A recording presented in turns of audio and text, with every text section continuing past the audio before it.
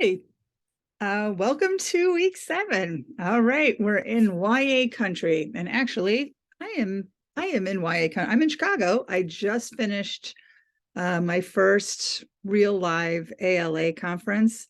Oh my gosh, there was a lot going on. I saw Judy Bloom speak. I met Lanny Taylor. I oh my gosh, if you ever get the chance, go ahead and go. But that's not why we're here. We're here to talk about week 7. Let me get you going. I'm going to say right now, it looks like a lot. So make sure that you are aware of how much you're working. Like, I love YA. I'd be like 40 hours a week. I'm fine.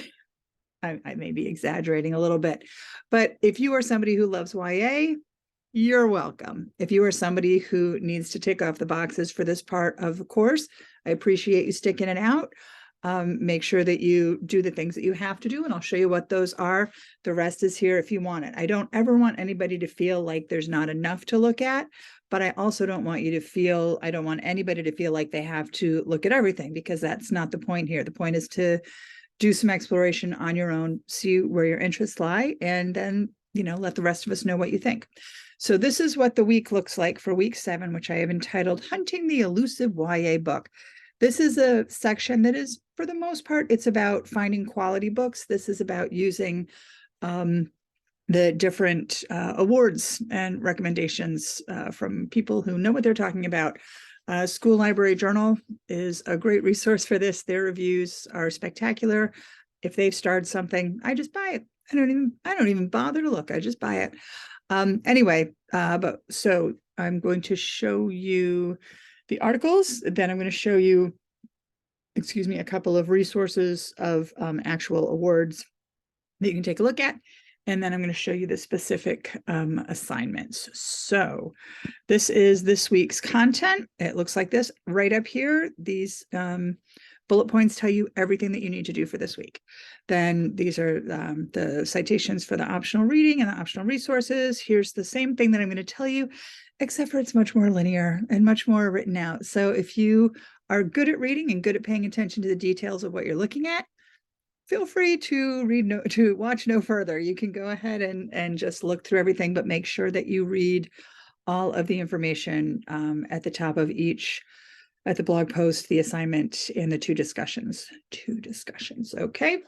For those of you who prefer to take a little journey with me, come on along. So what I will show you is down at the bottom. I mentioned the final project. That's not till the end, but everything that you're looking at hopefully will help you sort of get an eye for what you want to do there.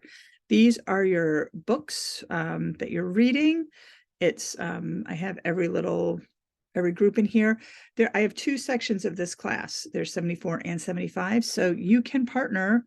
You need to partner at least 1 week. Don't forget, but you can partner with someone from either. It doesn't have to be in your group.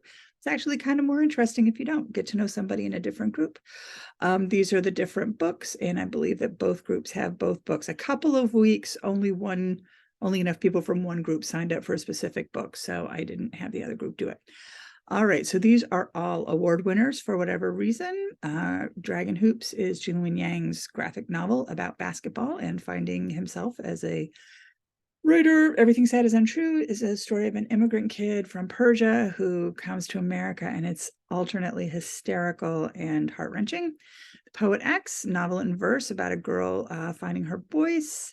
Truth is Told by Mason Buttle. This is middle grade, and it's about a kid who's got some stuff going. He's got some stuff going on. I don't want to ruin everything. It's adorable. And then We Are Not Free is a look at a bunch of different voices of fictional Japanese kids in internment camps during World War II. All right, the articles that we have, the first one here, they're in alphabetical order. You do not have to read every article. You have to read at least one article or look at least one article. So you have something for your discussion fodder, but you don't have to look at them all, because hopefully it's going to work out so that with everyone in the discussion, you'll get the basic gist of things from reading everyone else's discussion. All right, so this is a Newbery timeline. It's just the history of the Newbery Award, which is one of the big ones. And this is YA Evolution. This is the Margaret A. Edwards Award, which is an award for a particular YA writer based on their body of work. And this is the history of that. Then Testing the Metal. This is, there are a lot of opinions about the Newbery Award. Are these books that are just written for librarians, children's books written for librarians and teachers, or are they actually for children? Then this is 8 YA booktubers. These are also booktubers and book talk. I'm sure that they've had, we may have an article about book talk later in here, but the internet, it is a way for both us and for our constituents to learn about new books through the miracle of video. Then Travis Jonker, this is just fun. These are 1-star book reviews of very famous YA and middle grade books. Feel free to play with that. Let us know your score. Then this didn't fit anywhere else in here, but it's an interesting article about conservative teens because so much of what we're talking about is inclusion. I just saw yesterday a presentation by the woman who created We Need Diverse Books, and the real push to remember that there, Windows, what is it? Windows, mirrors, and sliding glass doors. Kids come at books for a variety of reasons, and our kids are not a monolith. We have kids who have all kinds of interests. So this is one, we're all, I'm not going to say we're all getting pissed off at the conservatives, but there are people on the far right who are doing really nasty things to librarians. I was speaking to the school librarian representatives from Missouri I'm one of the state reps for Massachusetts, and librarianism has been criminalized there because people are afraid of what their kids are reading. And someone told me that it's about fear. These parents, these groups, they feel like they have no control. I'm thinking, what about the internet? There's a lot of stuff on the internet. They feel that they don't have control. And this is one thing that it's easy to sort of shut down. So anyway, lots of opinions there, but this is, also looking at these kids as kids. All right, Roger Sutton's Discovery of Like-Minded Souls.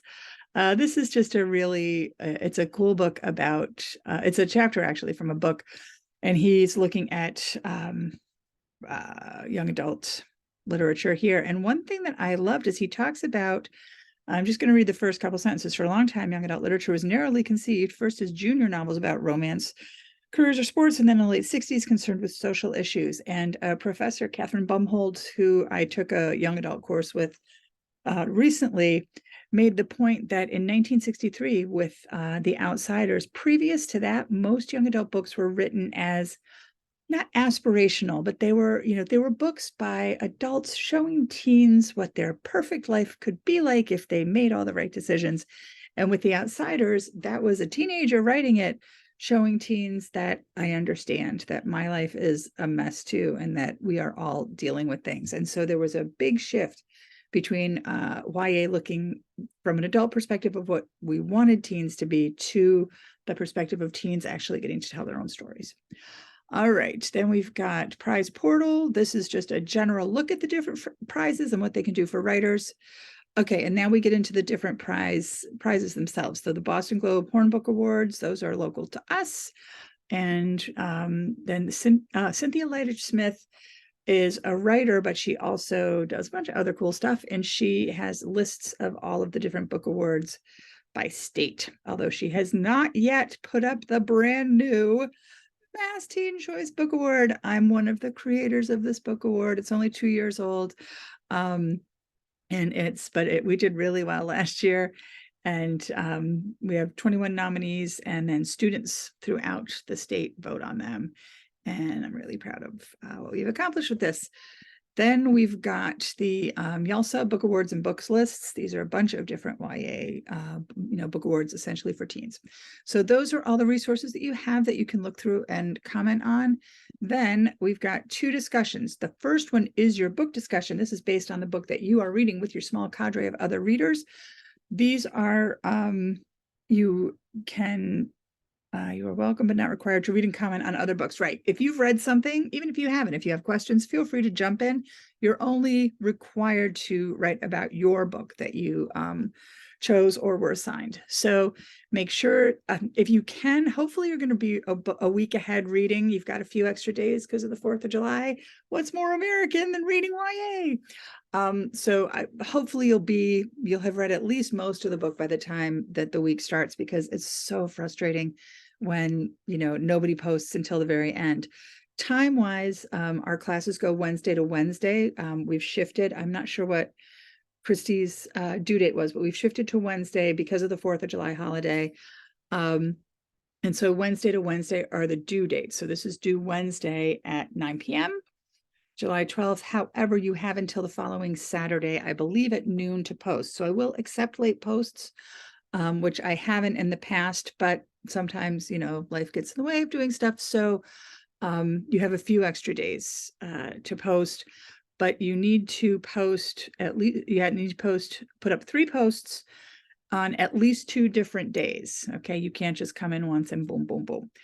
So at least 2 different days, ideally beginning and end, but of course, as much as you can. So spoilers are fine and expected. Put those spoilers out there because everybody has read the book and you can't really have a robust discussion without, if you're trying to keep things all secrety. Synopses are unnecessary because, again, everybody's read the book. Ask questions, give opinions. If you are the first person posting, there are threaded discussions. So if you're commenting on a thread, commenting on someone else's, you don't have to put the name of the book in your post. However, if you are starting a thread, please make sure that the book name is at the top of your post in caps if you can remember it. And then I already told you the timing. So that is the book discussion post. This is really important to stay on top of because it's just a small group. And so if you're not taking part appropriately, you're screwing over the other people in your group, which nobody wants to do. All right. The general discussion is much bigger. Everybody's looking at it. Everybody's coming at it from a different perspective. If you don't jump in right away, it's not going to hurt anybody's feelings. I absolutely hate it when you have to post before you can see other people's posts. I'm in 2 classes right now that are both using that format, and it's making me crazy. So I just did all my chapter reviews ahead of time and posted first so I can see everything. Yes, marking my territory kind of thing. Anyway, this is a conversation. The way that I think of discussion is as a discussion. So you do not have to have a long post. If you've got a long post, chop it up. If you've got 3 different ideas, chop it up into those 3 different ideas so that conversation can roll smoothly. Those of you who've taken classes with me before know what I'm talking about. So you need to post on at least 1 article. It doesn't have to be an essay. It doesn't have to be a review. You don't have to cite it, perfectly. Just mention what the article is and what you think of it, what questions it brings up, that sort of thing.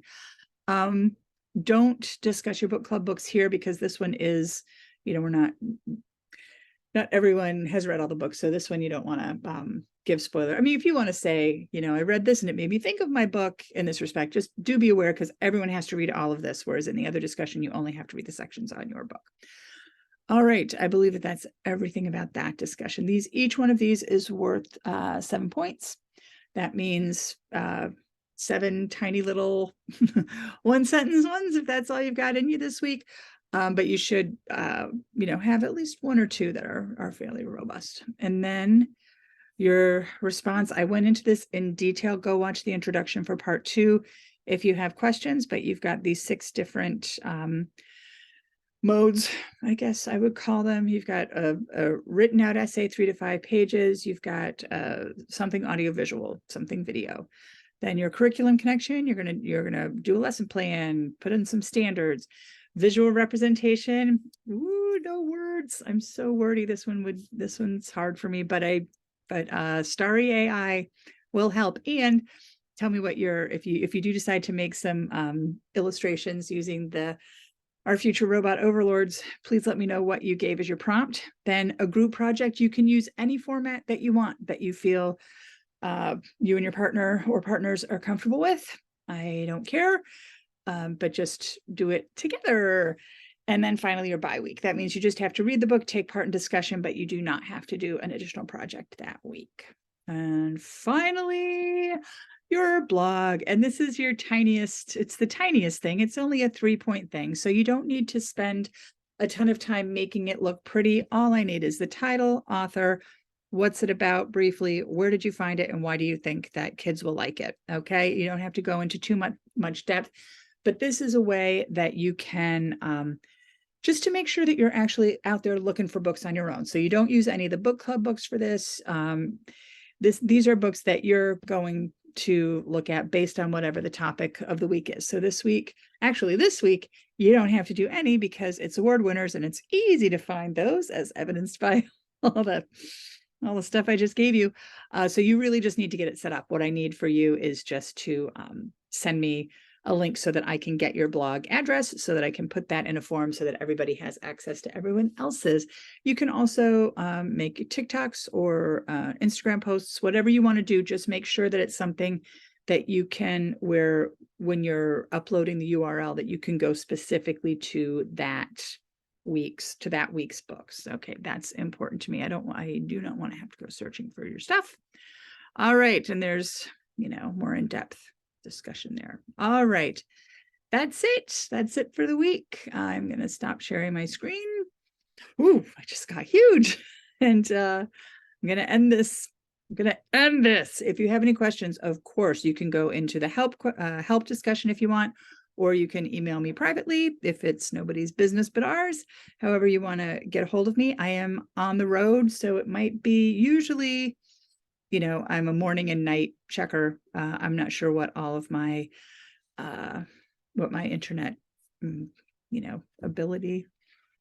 I'm not sure how much access I'm going to have. I think I will have Wi-Fi, at least minimally, so I will be going in and reading. But be a little patient with me, at least for the next 2 weeks. All right. Have a great time. I look forward to seeing what you come up with. All right. Bye.